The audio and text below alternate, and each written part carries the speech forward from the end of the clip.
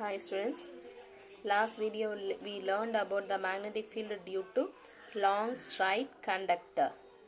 Today we are going to current carrying circular coil. ஒரு circular current carrying coilல வந்து magnetic field எப்படி produced ஆகும் அதுவும் along the axis of the current carrying circular coil. So அதுதான் இப்போ நம்ம பார்க்க போகிறது. இது வந்து நம்ம பார்த்தோம் அப்படின்னு சொன்னால் ஈக்குவட்டோரியல் லைன் சொல்லிட்டு மேக்னெட்டிக் எலக்ட்ரிக் ஃபீல்டுக்கு மேக்னெட்டிக் ஃபீல்டுக்கு பார்த்துக்கலாம். ஸோ அதனால் ஜஸ்ட் ஒரு சின்ன சின்ன பாயிண்ட்ஸ் இது இந்த நம்ம பர்பண்டிகுலர் காம்பனன்ட்ஸாக பிரிக்கிறது இங்கே இந்த வேல்யூஸ் கண்டுபிடிக்கிறது இது எல்லாமே அது மாதிரி இருக்கும். பட் கொஞ்சம் டிஃப்ரென்ஸ் இருக்கும். ஸோ அதை நம்ம என்னென்னு பார்த்துருவோம். Consider a current carrying circular loop of radius r. So ஒரு சர்க்குலர் லூப் எடுத்துக்கோங்க, அதனுடைய ரேடியஸ் ஆர்ன்னு எடுத்துக்கோங்க. Let I be the current flowing through the circular current carrying coil. ஒரு சர்க்குலர் கரண்ட் கேரிங் காயிலுக்குள்ளார அதனுடைய ரேடியஸ் ஆர் ரேடியஸ் இருக்கக்கூடிய ஒரு சர்க்குலர் கரண்ட் கேரிங் காயில் எடுத்துப்போம். அது வழியாக ஐங்கிற கரண்ட் ஃப்ளோ ஆக தான் எடுத்துப்போம்.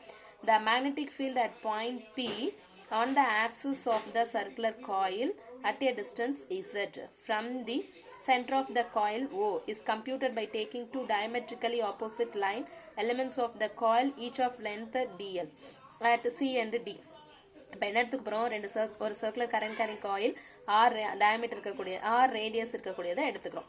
ஸோ இதிலிருந்து சென்டர் ஆஃப் த காயில் இருந்துட்டு இசட்டுங்கிற டிஸ்டன்ஸில் பிங்கிற பாயிண்ட்ல மேக்னெட்டிக் ஃபீல்டை ஃபைண்ட் அவுட் பண்ண போகிறோம். அதுக்கு முன்னாடி நம்ம செய்ய வேண்டியது என்னென்னா கரண்ட் எலிமெண்ட்டில் சென்டர்லேருந்து ஈக்குவல் டிஸ்டன்ஸில் ரெண்டு ஸ்மால் கரண்ட் எலிமெண்ட் எடுத்துக்க போகிறோம். டிஎல்ங்கிற கரண்ட் எலிமெண்ட் அது வழியாக ஐங்கிற கரண்ட் ஃப்ளோ ஆகுதுனால ஐடிஎல்ங்கிற current element at point C and டியில் நம்ம எடுத்துக்கிறோம். ஓகேங்களா. Let R be the vector joining. அதாவது ஆறுங்கிறது என்னன்னா நம்ம டிஎல் கரண்ட் எலிமெண்ட் டிஎல்ல நம்ம பியோடைய ஜாயின் பண்ணக்கூடியதுக்கான டிஸ்டன்ஸ் தான் ஆர் வெக்டார் தான், அதை ஆறுன்னு நம்ம எடுத்துக்கிறோம். ஸோ இப்போ இது ஆரோட வேல்யூ நம்ம கண்டுபிடிக்கணும் அப்படின்னா by using Pythagoras theorem. This is the right angle triangle. So by using Pythagoras theorem R square is equal to R square capital R square plus Z square. நமக்கு தேவை ஸ்மால் ஆர் மட்டும்தான்.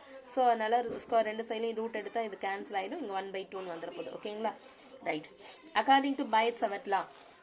According to Biotte-Savart law, the magnetic field at P due to the current element C is.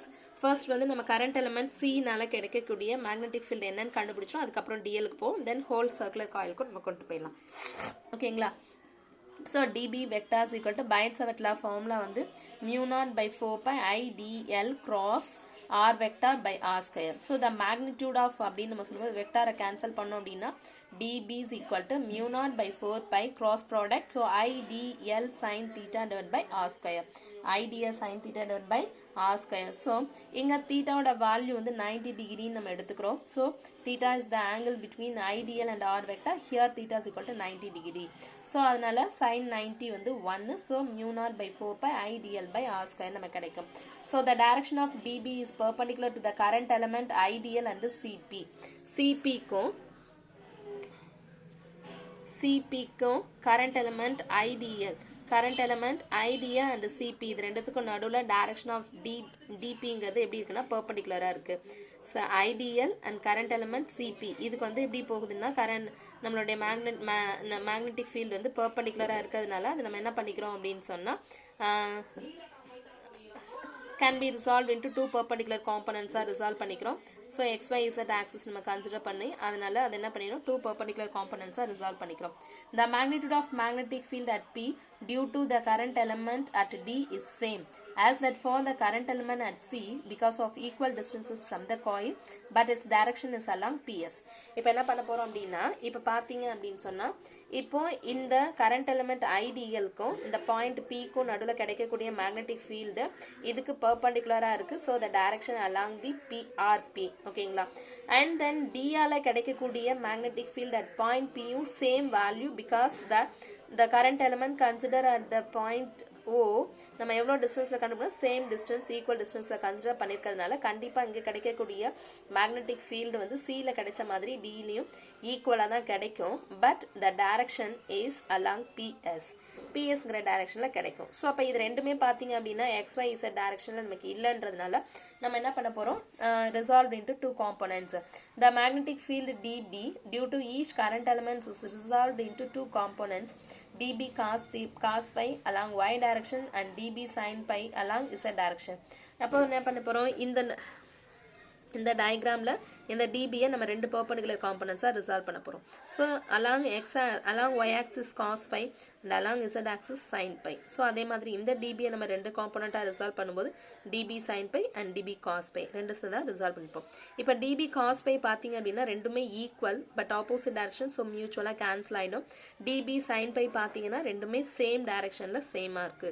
So அதனால அதை நம்ம அப்படியே என்ன பண்ணிட போறோம், the vertical components along contribute to net magnetic field B at the point P. So அதனால நம்மளுடைய vertical component மட்டும்தான் இருக்கும். So இப்போ the magnetic field வந்து நமக்கு வேணும்னா net magnetic field B equal to integration of dB.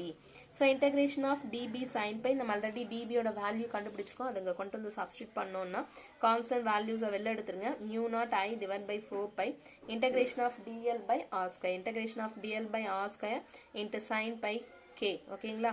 from the triangle OCP, from the triangle OCP இதுல இருந்துட்டு sin pi ஓட value கண்டுபிடிங்க. sin phi is equal to opposite side by hypotenuse. Opposite side r, hypotenuse r ஓட value r square plus z square whole power half.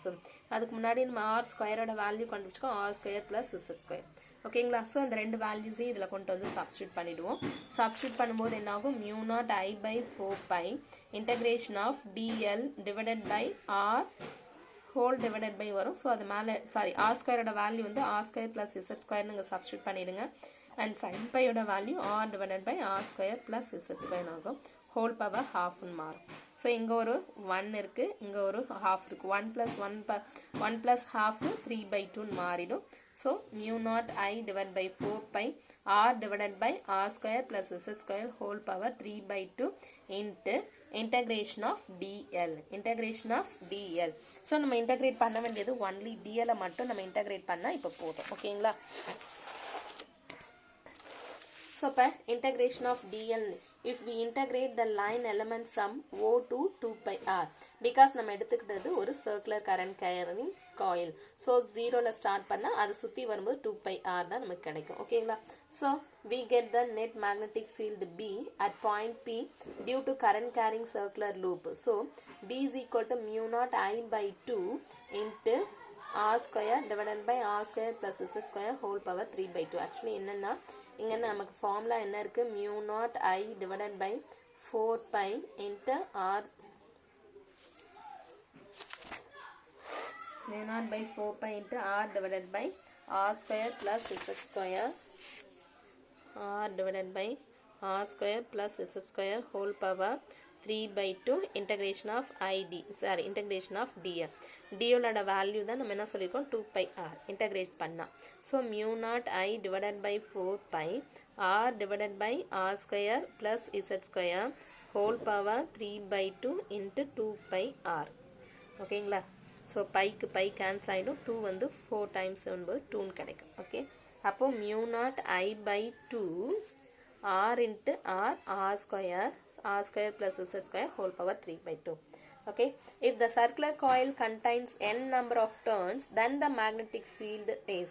இப்போ நம்ம எடுத்துக்கிட்ட ஒரு circular current carrying coil நம்ம எடுத்துட்டோம் இல்லையா, அதில் n number of turns இருந்துச்சு அப்படின்னு சொன்னால் நம்மளுடைய ஃபார்முலாவில் mu naught ni by 2 r square plus r square divided by r square plus z square whole power 3/2 along the k direction. So right, the magnetic field is a direction. The magnetic field at the center of the coil is. The magnetic field at the center of the coil means வந்து இந்த valuesல வந்து என்ன ஆகும் அப்படின்னா z square ஓட value வந்து 0 ஆயிடும், z வந்து 0 ஆயிடும். ஸோ z 0 ஆச்சு அப்படின்னா r square 3/2, the r square r 1/2 cancel ஆயிடும், r square by r cube இருக்கும். So r square cube cancel ஆச்சுன்னா வெறும் r தான் கிடைக்கும். So the magnetic field at the center of the circular current carrying coil B is magnetic field B vector is equal to mu naught ni divided by 2r into k cap. ஓகேங்களா? this is the formula for the circular current carrying coil magnetic field.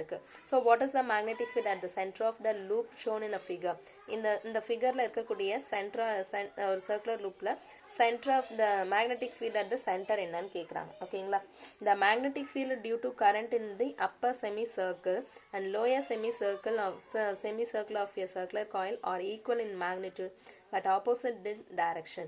நம்ம diagram எடுத்துக்கிட்டோம் அப்படின்னா, so இங்கேருந்து இப்படி போகக்கூடிய current இப்படி போகுது இல்லையா, அப்போ கரண்ட் என்ன ஆகுது, ஒன்று இப்படி போகுது, இன்னொன்று இன்னொன்று இப்படி போகுது. ஸோ அப்போ hence the net magnetic field at the center of the loop is 0.